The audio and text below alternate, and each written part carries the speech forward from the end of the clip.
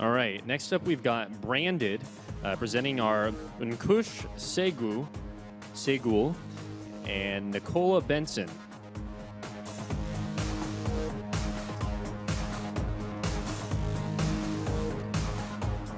All right, Brandid, TechCrunch Disrupt, last presentation of the day. Well, of this section, so time to wake up. Hey! Happy birthday. All right, is this plugged in? This clicker? No, I'll do it for you. I'll plug it in for you. Plug it in. Go. All right, I'm Ankush, CEO of Brandid. Now, I grew up on the shop floors of London's busiest fashion district. I built my last men's retail chain to over $3 million in annual revenue. So trust me, I know how much men hate shopping for clothes. Now, I'm not talking about the fashionistas.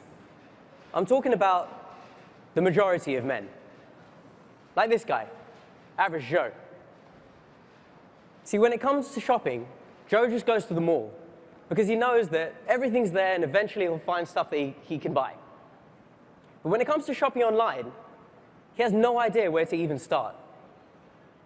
When it comes to fit, Joe just doesn't trust e-commerce. The only way he knows if something's going to fit him is to try it on for real. Now, that's why 93% of men still shop for clothes offline. And when you compare that to women, where more than 50% shop online, you can begin to understand the opportunity. Now, when Joe shops, he normally takes someone with him, someone he trusts, someone to show him all the right stores to go to for his style, show him things to try on. And there's thousands of people out there who do this for their friends already. So it was obvious to us what we needed to do. Brandid is a marketplace that connects men who hate shopping with people that love to shop. And we let you try stuff on before you buy it. But how do our shoppers know what Joe likes to wear? Well, when Joe signs up to Brandid, he meets Mail, our masculine algorithmic learning engine. Mail collects a bunch of data about what Joe likes to wear and what he doesn't, his sizes and his style. Now, can we switch to the iPhone, please? So next time Joe realizes that he needs to buy some tees because they've all got holes in them, all he has to do is open up the app and activate T-shirts on his hit list. Let's activate another couple of items too, show you how this works. So when Joe activates his hit list, we start matching him with shoppers according to his brand ID, the data he gave Mail. Now you can see, a shopper's contacted Joe. So just like in a store, he's got someone to help him shop. But unlike in a store, this person's got all this data about what he likes and what he doesn't. Now as you can see, products can get added to Joe's cart in real time. Now, Joe can click on the products, just like any normal app, check out all the photos. Importantly, he can give feedback on the app to his shopper right there. So his shopper can use this data to give him better recommendations in real time. Now, importantly, our shoppers are amazing at finding cool gear. They don't just find stuff that's on page 1 of Google. They find stuff from any e-commerce site in the world. And they find stuff from boutiques and brands that Joe never would have found himself. So what you're seeing here is a conversation that's occurring between Joe and his shopper around products. And all this data is being stored against his profile, so any shopper in the future from the community can help shop for him. See, this is the magical part. Because shopping for clothes isn't an exact science. It's personal. It requires a human touch. Now, when Joe finds something he does like, we encourage him to try it on a couple of sizes. Because remember, shopping for fit is probably one of the biggest reasons why men don't shop online. The way we solve fit for Joe is by giving him the best return service in the industry. We call it Return Like a Man. All he has to do is select the items he wants to return and choose a time and location where the goods will be collected from him. Can we switch back to the deck, please? So notice, no repackaging, no going to the post office, no 10-hour collection window for FedEx to arrive. Joe doesn't have to lift a finger. As soon as his return's collected, he gets charged for the items that he kept, plus a tip that goes to his shopper. Pretty amazing, huh? So amazing, in fact, that we've already got 20,000 guys signed up to the waiting list, waiting to use the app. But understanding how to scale a marketplace is key to our ability to succeed. Luckily for us, finding people that would love to make money by shopping for our men isn't a hard sell. And Mike Moritz did an amazing job on this stage yesterday of explaining this at a high level. I'm going to tell you how we're handling it from in the trenches. There's 10.5 million underemployed Americans out there. People like Brittany, who's a fashion student, and so many people like her. They end up working in low-paying retail jobs or interning for free. I know because I used to hire them. But you don't have to be a fashion expert to be a shopper at Brandid. We work with people from so many different backgrounds, like DJs, artists, models. The one thing these people all have in common is that they have a great sense of style, and they've got plenty of time to make money by shopping for our men. Now, importantly, we've built a team that's done this all before. We've recruited and trained hundreds of sales assistants. We've built multi-million-dollar e-commerce and retail businesses. And we scaled some of the most important marketplaces out there, like Lyft and Yoùtùbe. Now, I experienced the death of retail firsthand. And that's when I realized that the men's retail clothing market is a $500 billion sleeping giant.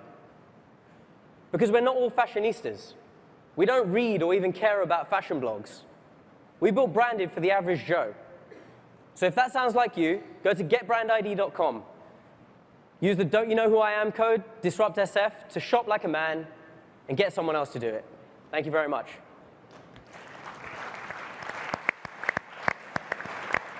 Brandid, judges, what do you guys think? So actually, I want to challenge a little bit your value proposition. You know, as a Greek dude, you know, my mom has been taking care of very well, you know, of me, and now my girlfriend too. You know, I outsource everything to them. They buy my clothes, and it's free. So the product, you know, very neat, but it seems like a lot of work and expensive. So you're lucky you've got a mum who cares and a girlfriend who will do the shopping for you. But there's a bunch of people out there who don't have someone to help them shop for clothes. So these are the kind of people we're targeting. You know, in the testing that we've done, the customers that we get are very, well, San Francisco is a great market for us. You know, that 20 to 35-year-old man who doesn't really care about fashion but wants to look good, maybe doesn't have someone to go help him shop. Okay. And that's really our specific target customer. Hi. Hi. So you have a background in this and men's fashion and all of that. So I'm curious, there seem to be so many shopping sites. What is so special about yours? Is it the shopper? And also, are the shoppers incentivized by the tips that they get? Arish, you want to answer this? Yeah, sure. So exactly right on the money. What differentiates us is two things. One is we will live and die by our community. And the shopping community that we create is going to be the unique thing about us. And we already have like such an amazing array of people working with us, signed up to Brandid as shoppers. The second thing that differentiates us is our try it before you buy it feature. Now, this isn't available anywhere. So you can, because we work with every retailer, any brand, anything, we encourage you to try on multiple sizes, get it delivered to your house, and because we have this community-powered network of shoppers who, while they're not shopping, they go and do pickups. So they'll come and pick up the clothes from you, and at that point, you get charged. So that's an experience that you can only have if you have that kind of community. So it's twofold. It's both discovery and like augmenting the experience, making it way better than anything out there. And of course, like you must have noticed from our branding that we speak very specifically to a specific kind of guy. And actually, all of the shopping fashion kind of things out there are for this fashion guy.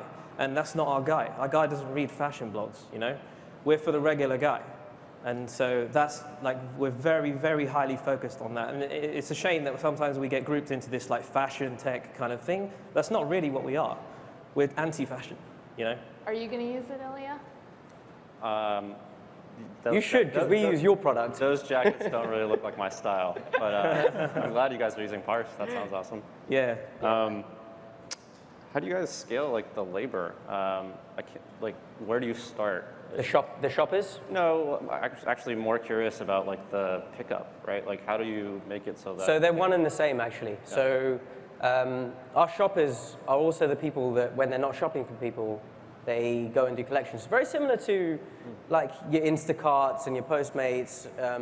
There's actually a really cool company out there called Ship that I know the founder of. He's a great guy. They do something very similar as well. So we recruit shoppers through, actually, most of our shoppers come through recommendations of other shoppers. Very similar to like Lyft. Like the best drivers of Lyft come through recommendations.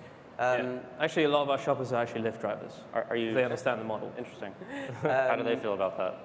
Yeah, I mean, it's the same. It's this whole sharing economy thing, man. It's like people have free time. Yeah. And it's not something that takes away from their additional income, from their existing income. It's additional income. It's like a whole new thing, a whole new market. Are you starting in a particular city? So we're starting in San Francisco. So you relating to the question about how you're going to do it logistically. Yes, it's San Francisco only right now, invite only, and obviously that's why. Yeah, we need to scale supply and demand in an equal ratio, and rolling out city by city like all these other companies do makes total sense. And how are you bootstrapping this labor market? Are you like paying people even though there's no jobs to do right now? Like, Yeah. How do you kick that? Yeah, so in any marketplace, you need to kind of like help liquidity a little bit by subsidizing the pay. Yeah, so we're lucky to have Gergen Biani as an advisor, and he's, grew Lyft from 0 to what it is now, and we're getting a lot of the expertise of how they did it with Lyft and the paying the drivers first and creating that market. Okay, and is it going to be more lucrative to work for you or for Lyft in a year or two? I should say us, obviously, but I mean, generally a lot of these marketplaces, shoppers can earn between $20 and $30, which is very similar. So it's quite comparable. It's just figuring out who it's for, Like some people love fashion and they would be great at doing this. Other people have a car and they could be a Lyft driver. So it's everyone who works for you not only needs to love fashion, but also drive around the city all day, right? No, so they don't. Like you can be a shopper and not do any collections, or you could just do collections and not be a shopper. And you can be in your bed. Totally up to you. It's totally up to you. George, do you have any questions about this? I don't. I thought it was a very good presentation. Thank you. Thank you. All right. So can I ask final one? Sure. It sounds a little bit labor intensive. How do you scale this? For us? For you, like from margin. The best thing about this, so we've done retail, we've done e-commerce, and one of the things that we always wanted to avoid going forward in any business that we did was not having to touch inventory, not holding any stock, not doing logistics. And actually what we do allows us to scale much quicker than any other e-commerce company because of those reasons. Our distribution and our reverse logistics is distributed through our shoppers. So our shoppers will collect stuff and they'll go home and drop it to the post office. We actually never touch stock. And we always wanted to make sure that was the case in any business. So about labor intensive, you're talking about the returns. Because actually, that's the really interesting part about the business, is because it's like a distributed reverse logistics system.